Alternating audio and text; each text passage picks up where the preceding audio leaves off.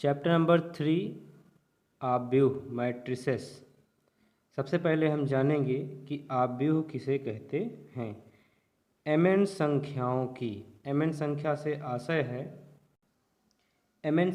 आशय है कुछ इस प्रकार से कि m लिखा रहे और n लिखा रहे। mn संख्या की आयताकार सारणी। आयताकार सारणी का मतलब कुछ ऐसा आकार दिखे कि वह आयत के आकार का हो।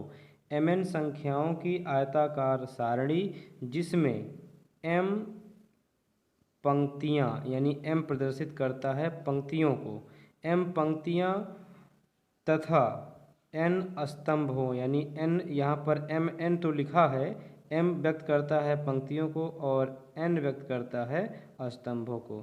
mn संख्याओं की आयताकार सारणी जिसमें m पंक्तियाँ तथा n स्तंभ होते हैं उसे m क्रॉस n कोटि का आव्यूह कहते हैं।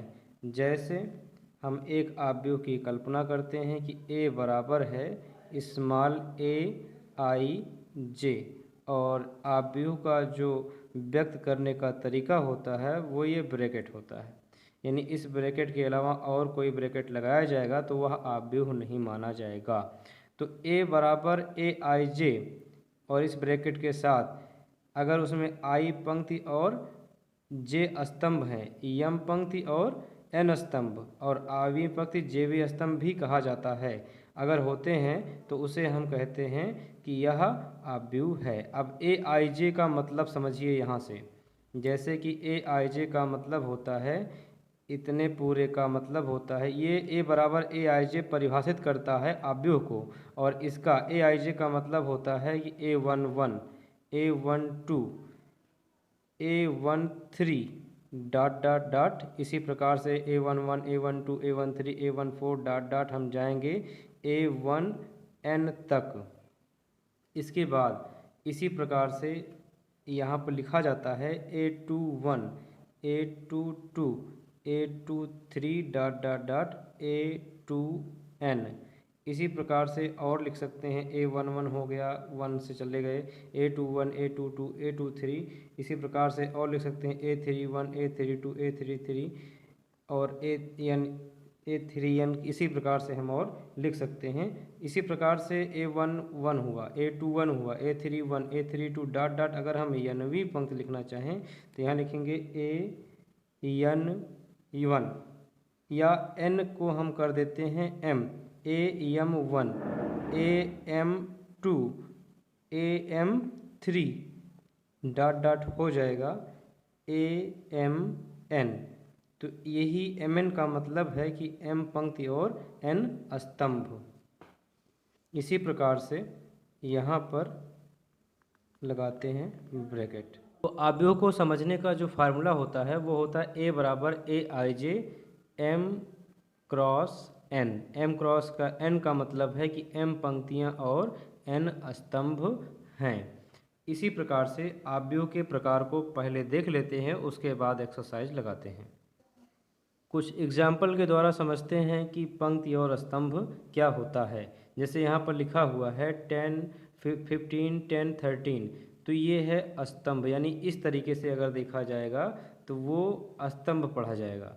तो ये है स्तंभ, ये है स्तंभ, तो इसे कहेंगे पहला स्तंभ, इसे कहेंगे दूसरा स्तंभ, और इस तरीके से जो कुछ भी पढ़ा जाएगा वो पढ़ा जाएगा पंक्ति। तो ये है पहली पंक्ति, ये है दूसरी पंक्ति, ये है तीसरी पंक्ति।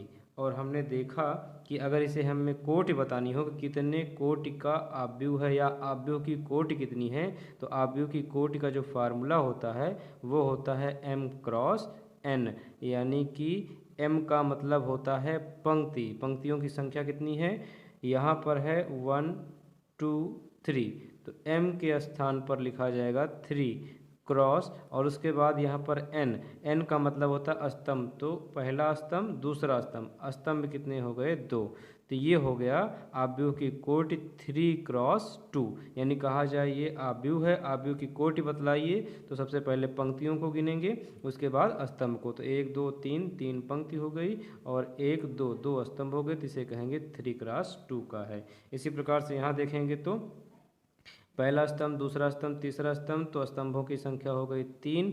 और उसके बाद यहाँ पर देखें तो ये पहली पंक्ति और दूसरी पंक्ति, तो पहले क्या लिखते हैं m क्रॉस n, तो m का मतलब होता है पंक्ति।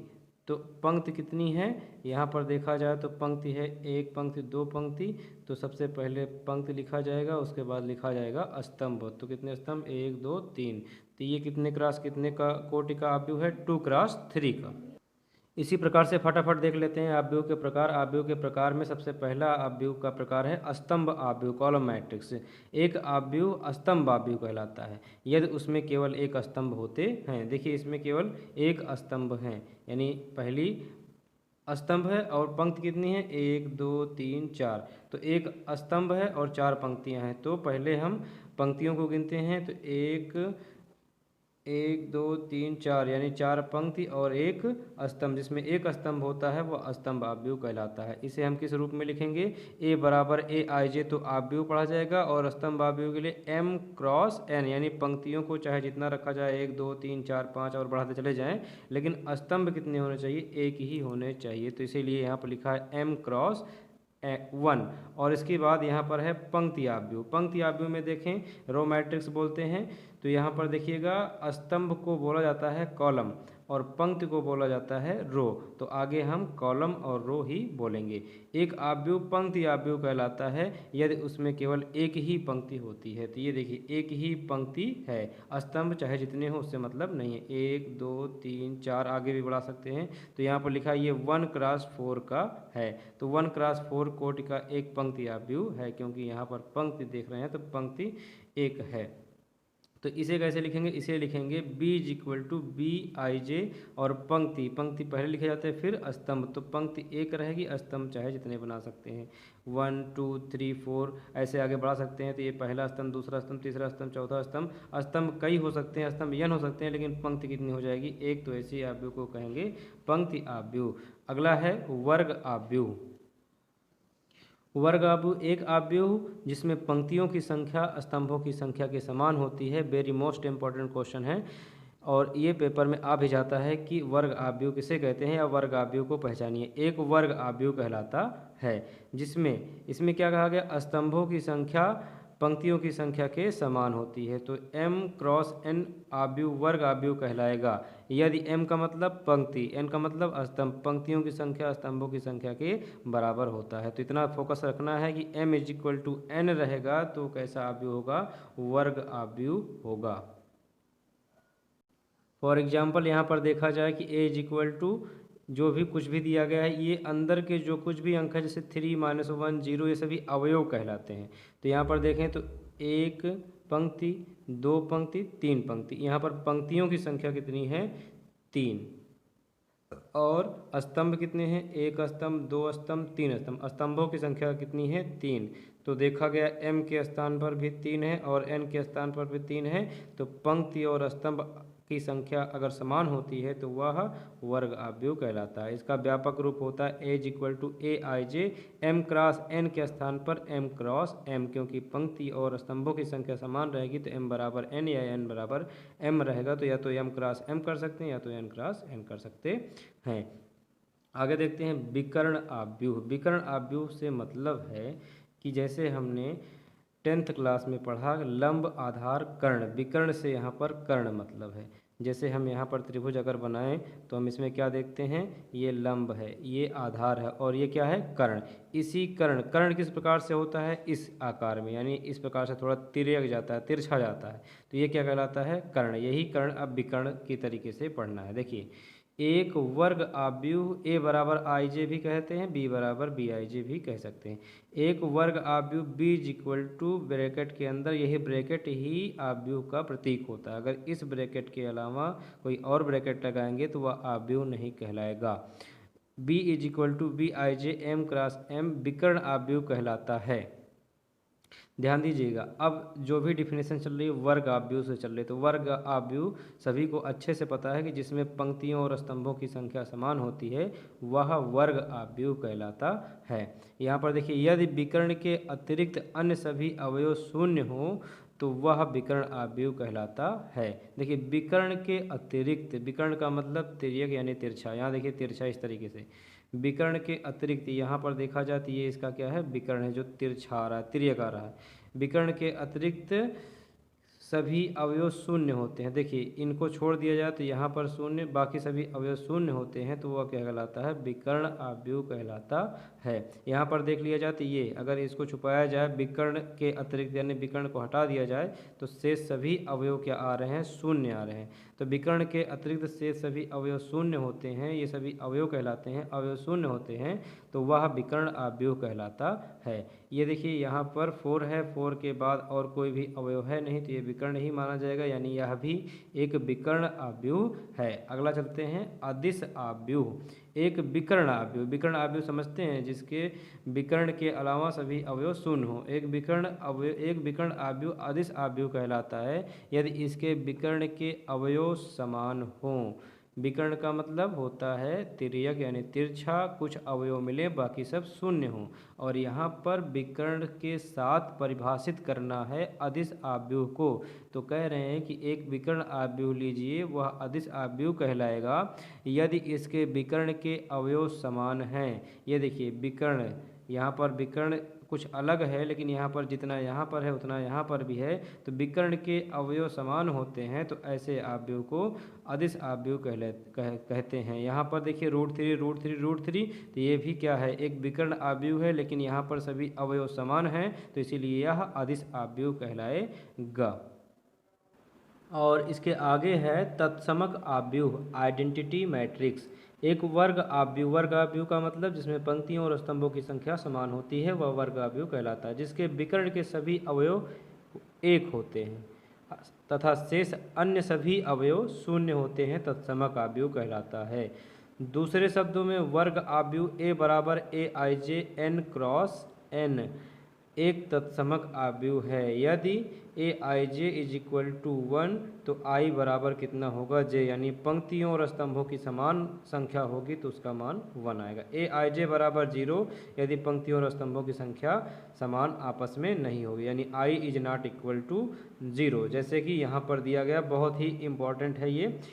इसे हम केवल I से प्रकट करते हैं। आइडेंटिटी मैट्रिक्स किससे व्यक्त होता है, I से, तत्समक आव्यूह। I का मतलब होता है 1, यानी इसको चाहे जितना हल करा जाएगा 1 ही आएगा। तो आव्यूह के लिए 1 को I से प्रकट करना पड़ेगा, क्वेश्चन में आगे देखेंगे।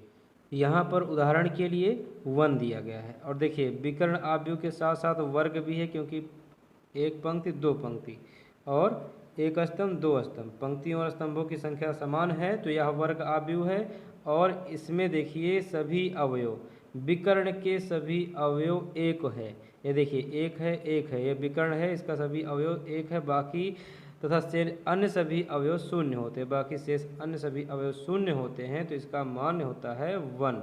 यहाँ देखिए 1 1 1 विकर्ण है, शेष सभी अवयव बाकी क्या है, शून्य है, तो यह एक तत्समक आव्यूह है। इनको सभी को हल करके एक्सरसाइज में जब दिखाया जाएगा तो इसका सभी का मान होता है 1। अब यहाँ पर आता है शून्य आव्यूह, जीरो मैट्रिक्स। एक आव्यूह शून्य आव्यूह अथवा रिक्त आव्यूह कहलाता है यदि इसके सभी अवयव शून्य होते हैं। उदाहरण के लिए 0, सभी अवयव 0, सभी अवयव 0 0, सभी शून्य आव्यूह हैं। यहाँ पर शून्य आव्यूह को कैपिटल O या 0 कह सकते हैं, कैपिटल O से व्यक्त करते हैं। प्रश्नावली 3.1, पहला सवाल है इसमें, आव्यूह A इज इक्वल टू 2 5 19 -7 35 -2 5.2 1 2 यानी कि 12। अब इसके बाद √3 1 -5 17 के लिए ज्ञात कीजिए। नंबर 1, आव्यूह की कोटि। आव्यूह की कोटि का मतलब होता है कि m क्रॉस n। आव्यूह की कोटि का मतलब होता है m क्रॉस n, यानी कि कितनी पंक्तियां हैं और कितने स्तंभ हैं, अवयवों की संख्या, इन सभी को गिन कर बताना है। उसके बाद अवयव A13 का मान बताना है, A21 का मान, A33 का मान, A24 का मान और 2 3 का मान हमें बताना है। देखते हैं कि इसे हम किस प्रकार से लगाएंगे। एक्सरसाइज नंबर 3.1 का पहला क्वेश्चन। क्वेश्चन नंबर 1 में है 2 5 19 - 7 35 - 2 5/2 12 √3 1 -5 और 17। पहले इसमें कहा गया है कि आव्यूह की कोटि ज्ञात कीजिए, और हमने कहा आव्यूह की कोटि किस प्रकार से ज्ञात करते हैं। आव्यूह की कोटि का मतलब होता है m क्रॉस n, जहां m प्रदर्शित करता है पंक्तियों की संख्या को। तो कितनी पंक्तियां हैं इसमें? 1 पंक्ति, 2 पंक्ति, 3 पंक्तियों की संख्या है 3। और इसके बाद यहाँ पर क्रॉस लगाएंगे और यहाँ पर देखेंगे स्तंभ, n का मतलब होता है स्तंभ। स्तंभ कितने हैं? पहला स्तंभ, दूसरा स्तंभ, तीसरा स्तंभ, चौथा स्तंभ। स्तंभों की संख्या है यहाँ पर 4। तो ये हो गया 3x4 की मैट्रिक्स। आव्यूह की कोटि कितनी हो गई? 3x4। इसके बाद पूछा गया है अवयवों की संख्या, यानी कि इसमें कितने अवयव हैं। या तो हम गिनेंगे 1 2 3 4 करके पूरा गिन लेंगे, या तो जितना कोटि आया रहे उसका हम गुणा कर लेंगे। 3 का 4 में गुणा करें 3 चौक 12। तो यहाँ पर देखें तो अवयव की संख्या हो गई 12, यानी वैसे भी गिन लेते हैं 1 2 3 4 5 6 7 8 9 10 11 12। तो अवयव की संख्या हो गई 12। आता है इम्पोर्टेंट यहाँ पर A13 का मान ज्ञात कीजिए। A13 जो सबसे पहले मिलेगा वो व्यक्त करता है पंक्ति को, और उसके बाद जो रहता है वो व्यक्त करता है स्तंभ को। यहाँ पर इनके A13 का मतलब है कि पहली पंक्ति का तीसरा स्तंभ का अवयव क्या है। पहली पंक्ति तीसरा स्तंभ। आइए चलते हैं पहली पंक्ति और तीसरे स्तंभ की ओर। क्या है पहली पंक्ति? ये देखिए पहली पंक्ति, और क्या कहा जा रहा है? तीसरा स्तंभ। तीसरा स्तंभ मतलब पहला स्तंभ, दूसरा स्तंभ और ये तीसरा स्तंभ। तो यहाँ पर देखिए क्या छुपा हुआ है, यहाँ पर तीसरा स्तंभ यही है। तो यहाँ पर है 19। तो इसी प्रकार से A13 का मान हो गया 19। इसके बाद 21 का मतलब दूसरी पंक्ति पहला स्तंभ। देखिए पहली पंक्ति और हमें क्या चाहिए? दूसरी पंक्ति। दूसरी पंक्ति और पहला स्तंभ, तो पहला स्तंभ ये है। तो पहला स्तंभ ये है। तो ये देखिए यहाँ पर इसके सामने जहाँ पर छुपाया गया है, क्या छुपाया गया है? 35। तो ये हो जाएगा यहाँ पर 35। इसके आगे चलते हैं A33। A33 का मतलब क्या होगा कि तीसरी पंक्ति और तीसरा स्तंभ। तीसरी पंक्ति और तीसरे स्तंभ को देखते हैं। यहाँ पर कहा गया है 3 तो तीसरी पंक्ति, पहली पंक्ति, दूसरी पंक्ति और ये तीसरी पंक्ति। और तीसरा स्तंभ क्या होगा? पहला स्तंभ, दूसरा स्तंभ और ये तीसरा स्तंभ। तो यहाँ पर क्रॉस आ गया। यहाँ पर देखते हैं क्या छुपा हुआ है। यहाँ पर छुपा हुआ है -5। तो यही इसका मान हो जाएगा -5। इसके बाद यहाँ पर कहा जा रहा है कि A24 ज्ञात कीजिए। 24 का मतलब दूसरी पंक्ति चौथा स्तंभ। तो दूसरी पंक्ति का मतलब पहली पंक्ति, दूसरी पंक्ति और उसके बाद चौथा स्तंभ। चौथा स्तंभ कौन होगा? पहला स्तंभ, दूसरा स्तंभ, तीसरा स्तंभ और ये चौथा स्तंभ। तो इसके सामने यहाँ पर देखिए क्या है? यहाँ पर है 12। तो A24 का मान हो जाएगा 12। इसी प्रकार से चाहिए A23 का मतलब दूसरी पंक्ति और तीसरा स्तंभ। तो देखते हैं पहली पंक्ति, ये दूसरी पंक्ति, अब चाहिए तीसरा स्तंभ। तो पहला स्तंभ, दूसरा स्तंभ और ये तीसरा स्तंभ। तो यहाँ पर क्या छुपा हुआ है वही देखना पड़ेगा। तो ये है 5/2। तो दूसरी पंक्ति तीसरा स्तंभ है 5/2। इस तरीके से पहला क्वेश्चन हो गया। इसी प्रकार से क्वेश्चन नंबर 2 देखते हैं। यहाँ पर कहा जा रहा है कि यदि किसी आव्यूह में 24 अवयव हैं, जैसे अभी देखा गया कि कितने अवयव की संख्या थी? 12। यदि किसी आव्यूह में 24 अवयव हैं तो इसकी संभव कोटियाँ क्या हैं? इसके बाद कहा जा रहा है कि यदि इसमें 13 अवयव हैं तो इसकी कोटियाँ क्या हैं? तो सबसे पहले हम 24 अवयव की संभव कोटियाँ बताएंगे, फिर 13 अवयव की बताएंगे। तो दूसरे में कहा जा रहा है 24 अवयवों की संभव कोटियाँ। तो 24 अवयव की संभव कोटियाँ निकालने का तरीका देखिए कि 24 अवयव हों, उनकी कितनी कोटियाँ बनाएं, कितने पंक्ति कितने स्तंभ होंगे। तो सबसे पहले 1 से शुरुआत करेंगे। 1 में कितने से गुणा करें कि 24 आएगा? तो हम कहेंगे 24 से गुणा करेंगे। तो ये हो जाएगा 1×24। इसके बाद 1 से हो गया। अब 2 से कराएंगे तो यहाँ पर 2 में कितने से गुणा कराएंगे कि 24 आएगा? तो हम कहेंगे 2 × 12। तो ये दूसरी कोटि बन गई। अब 3 से गुणा कराएंगे। 3 में कितने से गुणा कराएंगे? 24 आए, क्योंकि अवयव कितने होने चाहिए? 24। तो 3 × 8 3 8 24। इसके बाद 4 में कितने से गुणा कराएं तो कहेंगे 4 छंग 24। इसके बाद 5 में गुणा कराएंगे तो 24 नहीं आएगा।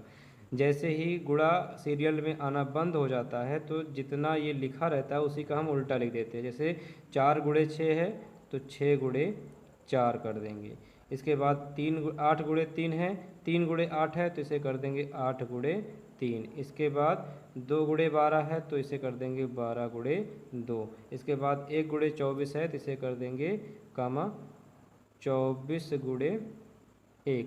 तो ये इसकी संभव कोटियाँ हैं।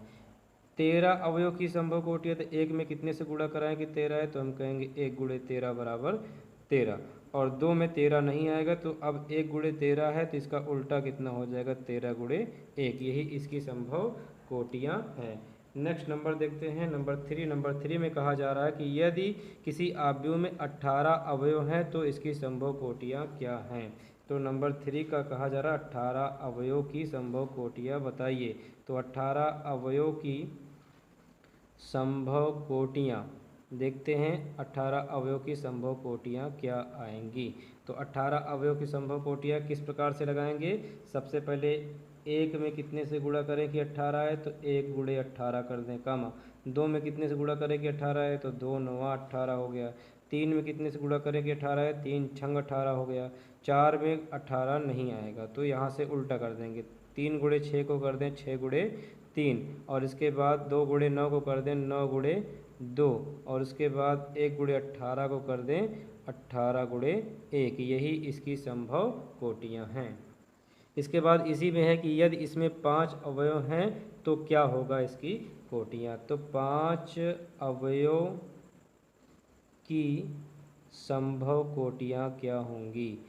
5 अवयव की संभव कोटियाँ क्या होंगी। तो 1 में कितने से गुणा करें कि 5 आए तो 1 का 5 में गुणा हो जाए कामा।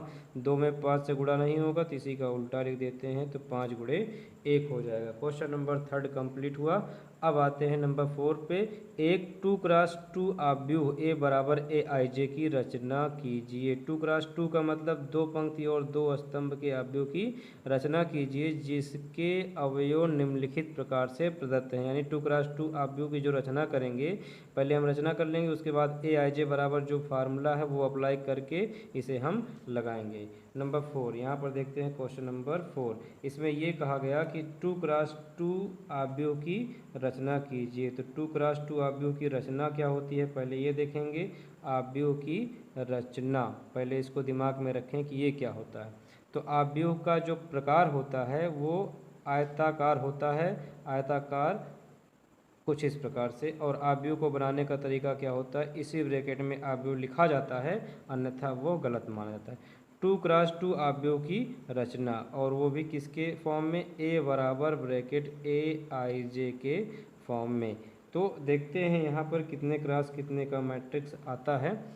2x2 का मतलब 2 पंक्ति और 2 स्तंभ। तो ये कुछ इस प्रकार से होगा। ए देखिए यहाँ देख लीजिए, पहले पहली पंक्ति से मान लिया जाए, दूसरी पंक्ति से मान लिया जाए तो कितनी पंक्ति हो गई 2 पंक्ति। और कितने स्तंभ चाहिए 2 स्तंभ।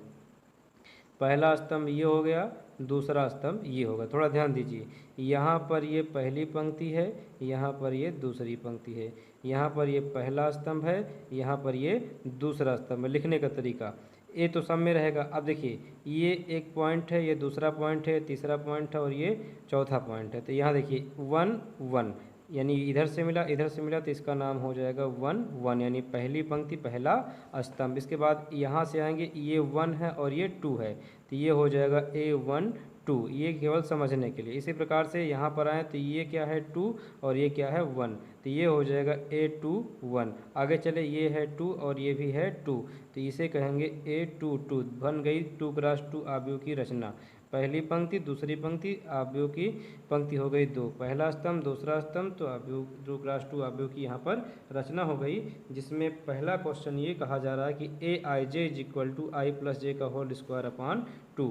तो यहाँ पर लिखेंगे पहले क्वेश्चन के लिए कि A I J is equal to I plus J का होल स्क्वायर अपॉन 2।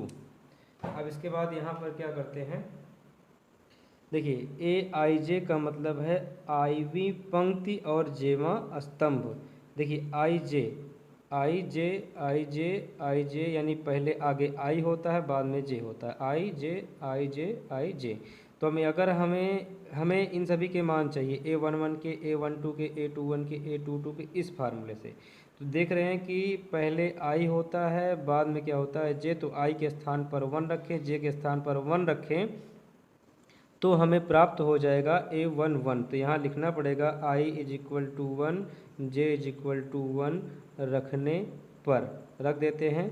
तो ये इसी फॉर्म में बार बार 4 बार लगाना पड़ेगा। तो I के जगह पर 1 और J की जगह पर 1 रखें। तो ये है A, I के स्थान पर हुआ 1, J के स्थान पर हुआ 1, अपने आप क्या बन गया A11। इसी प्रकार से A12, A21, A22 निकालेंगे। इज इक्वल टू ब्रैकेट लगा, I के स्थान पर 1 प्लस J के स्थान पर 1 का होल स्क्वायर है कर देते हैं, अपान 2 है कर देते हैं। यहाँ पर 1 प्लस 1 2 का स्क्वायर अपान हो जाएगा 2, और 2 का स्क्वायर होता है 4 अपान हो जाएगा 2, इससे काट देंगे तो ये आ जाएगा 2। तो हम देख रहे हैं कि A11 का मान आ गया है 2। इसी प्रकार से अब हम प्रयास करेंगे 1 2 निकालने का। तो पहले I बराबर फिर J बराबर, तो I बराबर 1 आ रहा है, J बराबर 2 आ रहा है, सब सोच कर रखेंगे। तो I इज इक्वल टू 1 और J इज इक्वल टू 2 रखने पर रख देते हैं। तो इसी में रखना पड़ेगा बार बार, यहाँ पर I इज इक्वल टू 1। तो A I के स्थान पर 1 और J के स्थान पर हो जाएगा 2, तो ये अपने आप बन गया A12। इसके बाद यहाँ पर ब्रैकेट लगाएंगे, I के स्थान पर 1 प्लस J के स्थान पर 2, क्योंकि I बराबर 1 J बराबर 2 रखना है। पूरे का होल स्क्वायर अपान कितना है 2 है। इसके बाद 1 प्लस 2 3, और स्क्वायर लगाएंगे अपान 2, 3 का स्क्वायर होता है 9 अपान हो जाएगा 2। इसके बाद अब निकालेंगे A21। तो पहले I होता है फिर J होता है, तो I के स्थान पर 2 है, J के स्थान पर 1। तो यहाँ लिखेंगे I इज इक्वल टू 2 और J इज इक्वल टू 1 रखने पर, रख देते हैं। इसी में फिर से रखेंगे A21, क्योंकि I is equal to 2, J is equal to 1 रखना है। इज इक्वल टू I के स्थान पर 2 प्लस J के स्थान पर 1, और स्क्वायर लगाएंगे अपान 2, 2 प्लस 1 हो जाएगा 3, 3 का स्क्वायर करेंगे क्योंकि स्क्वायर लगा, अपान हो जाएगा 2, 3 का स्क्वायर 9 अपान 2। आगे देखते हैं। अब एक लास्ट बचा हुआ है 2 1 के बाद 2 2, तो ये I होता है बाद में J होता है। I is equal to 2, J is equal to 2 रख दें तो मान निकल जाएगा। तो यहाँ लिखेंगे I is equal to 2, J is equal to 2 रखने पर। तो यहाँ पर है AIJ, तो I के स्थान पर 2, J के स्थान पर 2, तो ये बन जाएगा A22 इज इक्वल टू, यहाँ पर देखिए I का मतलब है 2, क्योंकि I बराबर रखा जाएगा 2, प्लस J के स्थान पर भी J इज इक्वल टू 2, तो यहाँ पर लिखेंगे 2 लगा है स्क्वायर, तो लगाएंगे स्क्वायर और अपान कर देंगे 2। यहाँ पर 2 प्लस 2 हो जाएगा 4, ऊपर लगा स्क्वायर लगा देते हैं, अपान हो जाएगा 2, 4 का स्क्वायर होता है 16 अपान यहाँ पर हो जाएगा 2, तो ये हो जाएगा 2 8 16, यानी यहाँ पर आ गया 8। तो हमें रचना करनी थी 2x2 आव्यूह की। तो हमने देखा कि हमारे पास जो 2x2 आव्यूह की रचना है वो कैसे प्राप्त होता है, A11, A12, A21, A22। तो सबसे पहले यहाँ पर हमें क्या रखना पड़ेगा, A11 का मान, और हम देख रहे हैं कि A11 का मान है 2, तो यहाँ पर हो जाएगा 2। इसके बाद थोड़ी दूर पर देखिए A12 का मान है 9/2, तो यहाँ पर लिखेंगे 9/2। इसके बाद A21 कहाँ पर है, A21 का मान है, इसका भी मान आया है 9/2। इसके बाद है A22 का जो मान आया है वो है 8, तो यहाँ पर लिख देंगे 8। यही है 2x2 आव्यूह की रचना, किसके आधार पर, पहले क्वेश्चन के पहले पार्ट के आधार पर। अब इसी प्रकार से दूसरे में तीसरे में हमें यही निकालना है। तो 4 पार्ट का पहला लग गया, अब दूसरा लगाते हैं। दूसरे में AIJ is equal to I/J। तो 4 पार्ट का दूसरा पार्ट देखते हैं। इसमें कहा जा रहा है कि AIJ is equal to I/J। इसमें भी किस प्रकार से लगाना पड़ेगा, 2x2 आव्यूह की रचना करेंगे। तो हम जान चुके हैं कि 2x2 आव्यूह की रचना किस प्रकार से होती है। सबसे पहले A11 होता है, A12 होता है, फिर A21 होता है, फिर A22 होता है। तो हमें 1 1 2 2 1 2 और 2 1 2 2 निकालना पड़ता है। सबसे पहले 1 1 निकालना है, तो i पहले होता है, j बाद में होता है सभी में, तो i बराबर 1 j बराबर 1 रखते हैं। तो यहाँ लिखेंगे i is equal to 1 j is equal to 1 रखने पर, तो रखते हैं।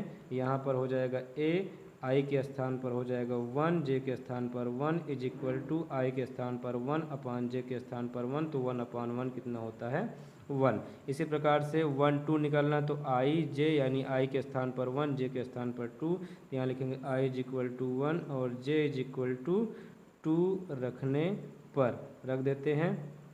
तो ये हो जाएगा a i के स्थान पर 1 और j के स्थान पर 2 बन जाएगा अपने आप a12 is equal to i के स्थान पर 1 j के स्थान पर 2, a12 का मान आ गया 1/2। इसी प्रकार से देखते हैं 2 1 निकालना है, पहले i होता है फिर j होता है, i इज इक्वल टू 2 और j इज इक्वल टू 1 आएगा, रख देते हैं रखने पर। तो इसी में रखेंगे, ये हो जाएगा a i के स्थान पर 2 और j के स्थान पर 1 इज इक्वल टू i के स्थान पर 2 j के स्थान पर 1, 2/1 को कहा जाएगा 2।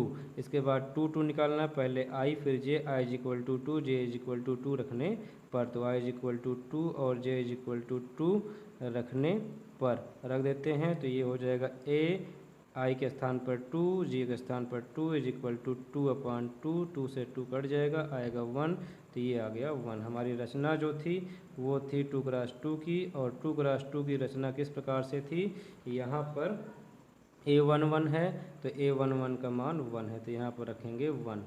फिर क्या है, a12 इधर है तो a12 का मान जिधर है उधर ही रखना पड़ेगा 1/2। फिर a21 है, 21 का मान है 2, तो यहाँ पर 21 यहाँ लिखा है तो हमें यहीं पर लिखना पड़ेगा 2। इसके बाद यहाँ पर a22 है, a22 का मान आया है 1, और नीचे लिख भी सकते हैं कि यह 2 क्रॉस 2 आव्यूह की रचना है।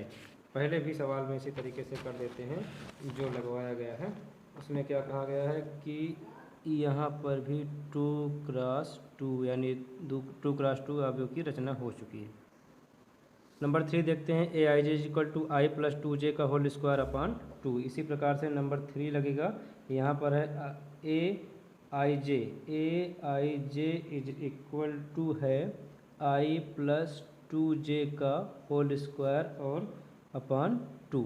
तो सिर्फ फिर वही करेंगे, हम क्या निकालेंगे, a11 का मान, a12 का मान, a21 का मान, a22 का मान बना ही लेते हैं तो आसान पड़ जाता है। a11 a12 और a21 a22, इसे कहेंगे 2 क्रॉस 2 आव्यूह की रचना। और ज़्यादा कुछ रहे तो एकदम शो कर दो कि ये 2 क्रॉस 2 आव्यूह की रचना है। तो सबसे पहले 1 1 चाहिए था, i बराबर 1 j बराबर 1, इसी में रखेंगे तो लिखेंगे i इज इक्वल टू 1 और j इज इक्वल टू 1 रखने पर रख देते हैं।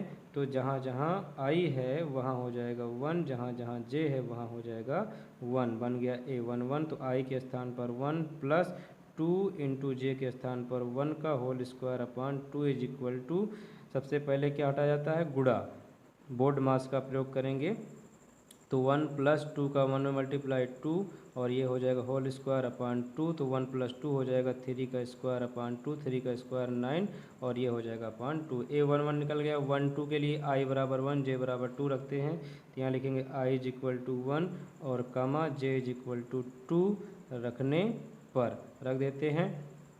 तो यहाँ पर रखेंगे, ये हो जाएगा a i के स्थान पर 1 और j के स्थान पर 2 इज इक्वल टू i के स्थान पर 1 प्लस j के स्थान पर पहले 2 है, j के स्थान पर कितना रखना है, 2 रखना है, ये हो जाएगा whole square upon 2 is equal to 1 plus 2 का 2 इंटू 2 हो जाएगा 4 और यहाँ पर लगाएंगे square upon 2 is equal to 1 plus 4 हो जाएगा 5, 5 का करेंगे स्क्वायर और अपान हो जाएगा 2, 5 का स्क्वायर होता है 25 और ये हो जाएगा अपान 2। इसी प्रकार से 2 1 निकालना है तो यहाँ पर i के स्थान पर 2 j के स्थान पर 1 रखेंगे, तो यहाँ लिखेंगे i is equal to 2 comma j is equal to 1 रखने पर रख देते हैं फिर से।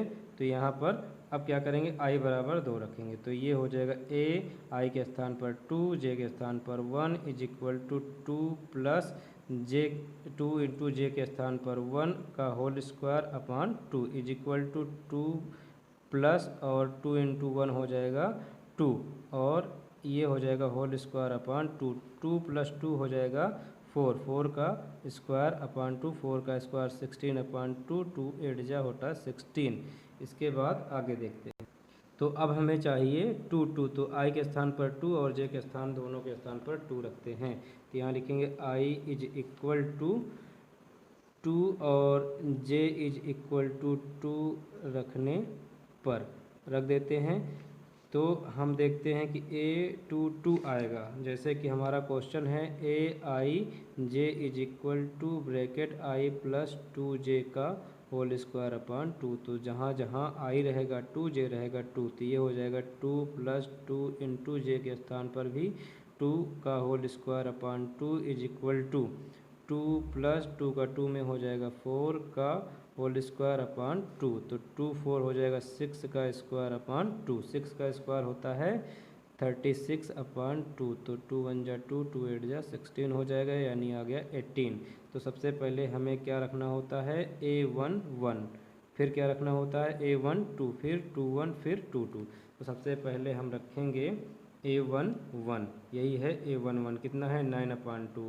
a1 1 है 9 अपान 2। इसके बाद फिर हम देखेंगे a12 कितना है, तो a12 है 25 अपान 2। तो यहाँ लिखेंगे 25 अपान 2। इसके बाद a21 पता करेंगे, तो a21 है ये 8, तो यहाँ पर लिखेंगे a21 के स्थान पर 8 और a22 यहाँ पर हो जाएगा 18। इसी तरह से इसको लगाते हैं। तो क्या क्वेश्चन समझ में आ रहे हैं सभी के आंसर हेल्पफुल हों तो इसे लाइक कीजिए, कमेंट कीजिए और ज़्यादा से ज़्यादा शेयर कीजिए।